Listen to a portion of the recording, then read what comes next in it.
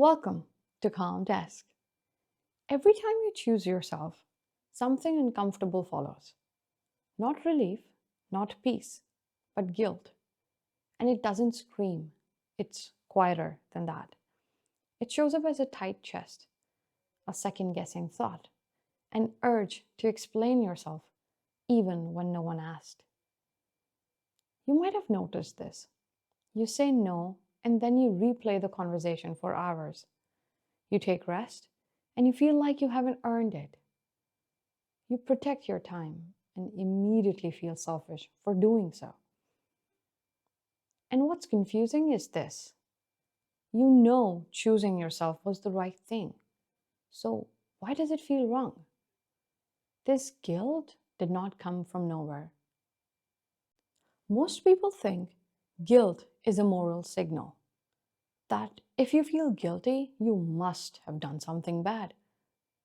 But the guilt you feel when choosing yourself isn't about harm, it's about conditioning. Notice this. You don't feel guilty because someone was actually hurt. You feel guilty because someone might be uncomfortable, or disappointed, or less pleased with you. And somewhere along the way, you learned that their comfort mattered more than your truth. For many people, this starts early.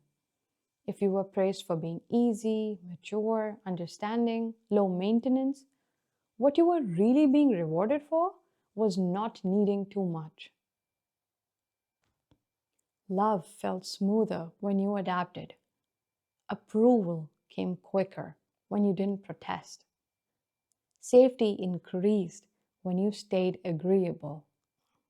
So your nervous system learned a rule: belonging requires self sacrifice, not consciously, not in words, but in your body. So now, as an adult, every time you choose yourself, your body reacts as if you're breaking a rule, even when your mind knows better. There's a quiet lie behind this guilt. It says, if I choose myself, someone else will suffer. But let's slow that down.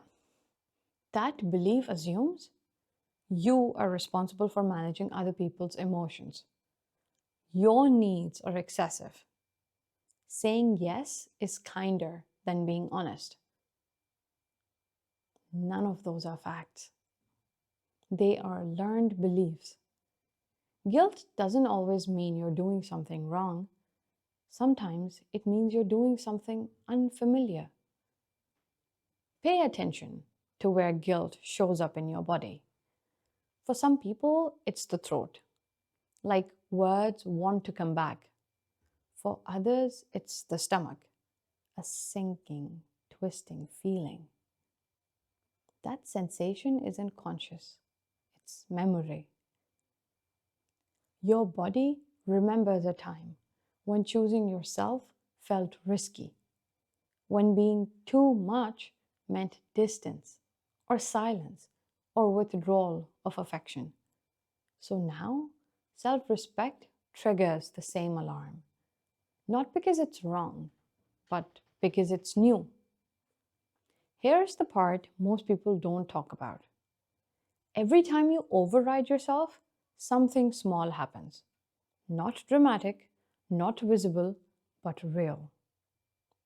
You lose a bit of trust in your own voice. You teach yourself that your instincts are optional. You reinforce the belief that peace comes from compliance. And over time, this doesn't make you any kinder. It makes you tired, resentful, disconnected. Not because you chose yourself too much, but because you almost never did. So let's change how we understand guilt. Guilt isn't a stop sign, it's a checkpoint. It asks a different question: am I breaking a moral value, or am I breaking a familiar pattern? Sometimes guilt is just an echo of an old rule being challenged. You don't need to eliminate guilt to choose yourself. You need to learn how to walk forward while it speaks. Choosing yourself doesn't mean being cold or uncaring or selfish. It means staying honest even when honesty costs approval. And yes, at first it feels wrong because self respect often does before it feels like home. You're not guilty of choosing yourself. You're grieving the version of you who survived by disappearing. And that grief deserves compassion, not punishment.